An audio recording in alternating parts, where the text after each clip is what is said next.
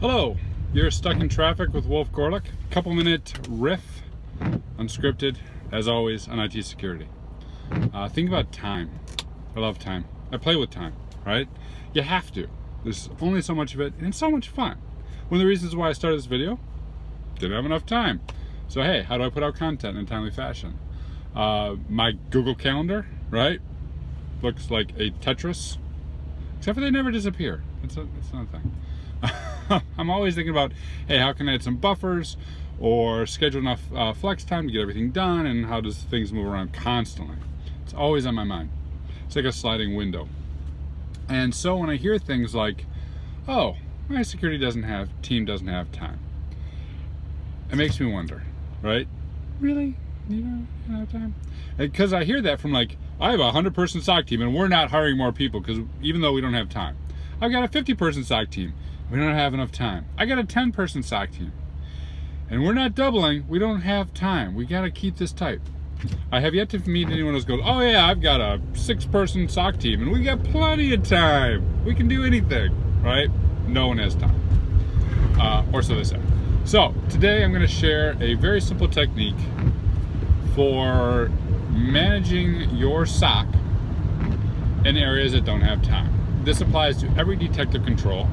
However, I'm going to be talking specifically about SIEM. So, because, you know, SIEM Central Comms is what I usually look at. So, here's the thought. You cut a little bit of time. It's like a sharpening axe, right? The story we've all heard a million times from habits of highly successful people. You carve a little bit of time, and you maintain a library of threat models which map to use cases. So here's your threat model, here's how the attack is going to move through your network.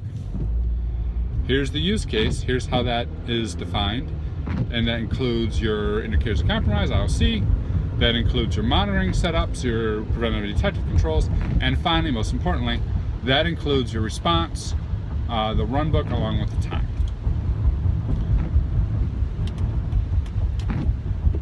One moment while I navigate a police obstruction. All right, so now you've got this library of you know, use cases, right? Map back to threat models. Now, what you absolutely positively don't want to do is have a growing one of these things that never ever closes. Okay, so here's what you do: you add periodically. Add a period that is right for your team. If it's a big team, more frequently. If it's a small team, less frequently. And then you track how often these fire, and then you remove the infrequent ones. And hey, look at that. Just by using that sliding scale, adding and removing what's not happening, you basically create a adjustable risk model where the things that are likely to happen, right, with high likelihood, stay in your pool, and the things that are unlikely to happen phase out. Okay? Now, secondly, now that you got this whole list and you're tracking how often they happen, you time prioritize. Think of that as your window. You close or open that window based on how much time your SOC has. How much time? You're only looking at the top 5%. Lots of time, maybe you're looking at 50. Maybe you're looking at 100. You move that window up and down. You still track when they happen, but you move that window up and down for your SLA. Right? So now, not only do you have a risk model that is true likelihood, but you have a time model, a time-based security model, that is adjustable to your staff. Now you say, whoa, wait a minute, Wolf. What happens if I get whacked by something that's unlikely? Well, that's a risk decision. That's the way risk works. It's a very justifiable decision. It rarely happens, and it's happened. Whoa, Wolf, what about these things that are happening that I don't have people to do?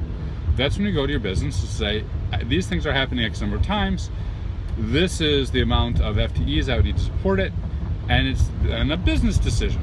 Do I want to take on risk to close these holes, or do I want to continue with a minimum viable response plan? Boom. There's a SIEM model that can scale down to 2 people. I've seen as small as 2 people. I've seen as big as 40 people, scale up to 40 people. If you're a 100-person firm looking at this video, please contact me, because I love to see it scale to your org. But that type of concept, playing with time and building a model such that likelihood drives your results, and that you are purposefully not doing things for risk, is key to managing low time and managing and resource constrained stocks. That's what we got. Have a good one.